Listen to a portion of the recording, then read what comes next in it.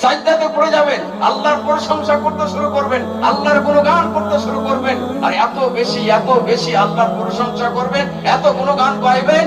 নবী সাল্লাল্লাহু আলাইহি ওয়াসাল্লাম নিজে বলছেন, সেই বুখারীর হাদিস, যে এত প্রশংসা আমি কোনোদিন আল্লাহর করিনি, আর এই প্রশংসা আল্লাহ আমাকে শিখিয়ে দিয়েছে। এটা সবচেয়ে বড় ইবাদত, এর নাম হচ্ছে তাওহীদ। তাওহীদের কারণে বান্দাকে সবচেয়ে বেশি আল্লাহ পরিত্রাণ দেবে, নাজাত দেবে আল্লাহ তাআলা। তাই তাওহীদের কারণে এই ভালোবাসা জানতে গেলে বান্দা নিজেকে থামতে পারবে না। কি করে আমি শুয়ে থাকতে পারি, কি করে আমি এখানে দোকানে বসে থাকতে পারি, না আমি মসজিদে যাব, মসজিদে গিয়ে টান হবে, মসজিদ নির্মাণ করবে। আজকে বলতে হচ্ছে না নানা রকমের কিসসা কাহিনী বলে চান্দা, কোনো চান্দা ফান্দা দরকার পড়বে না। এই ঈমান স্পিরিটের দরকার, এই আল্লাহর ভালোবাসার দরকার। যখনই ভালোবাসা জেগে যাবে, আবু বকর সিদ্দিক পূর্ণ মান নিয়ে এসেছিলেন, ওমর বিন খাত্তাব অর্ধেক মান নিয়ে এসেছিলেন। এরকম স্পিরিট ছিল, ঈমান ছিল।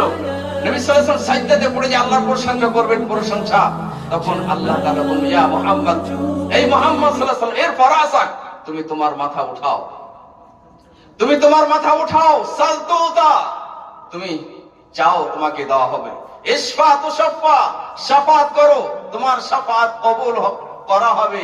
এই করে নবী সাল্লাল্লাহু আলাইহি সাল্লাম শাফাত করবে, সবাই এক এক করে সমস্ত মানুষদেরকে জাহান্নাম থেকে বের করে দিবেন, যাদের মধ্যে কিঞ্চিত পরিমাণে ঈমান থাকবে। ঈমান যাদের মধ্যে থাকবে সবাইকে বের করবেন।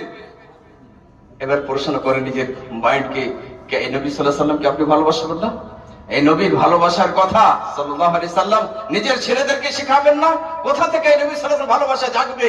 আমি কোথা থেকে একটা ছাত্র, তাওহীদের একটা ছোট্ট ছাত্র, কোরআনের একটা ছোট্ট ছাত্র, এই ভালোবাসার কথাই দরদ নিয়ে কথা বলি, কোথা থেকে পেলাম? এই দ্বীনি শিক্ষার দ্বারাই পেলাম। এই দ্বীনি শিক্ষা নূর, এই রোশনি, এর দ্বারাই আমরা ওই সমস্ত সাহাবায়ে কেরাম রাদিয়াল্লাহু আনহুম আজমাইন, যিনারা নবী সাল্লাল্লাহু আলাইহি সাল্লামকে সবচেয়ে বেশি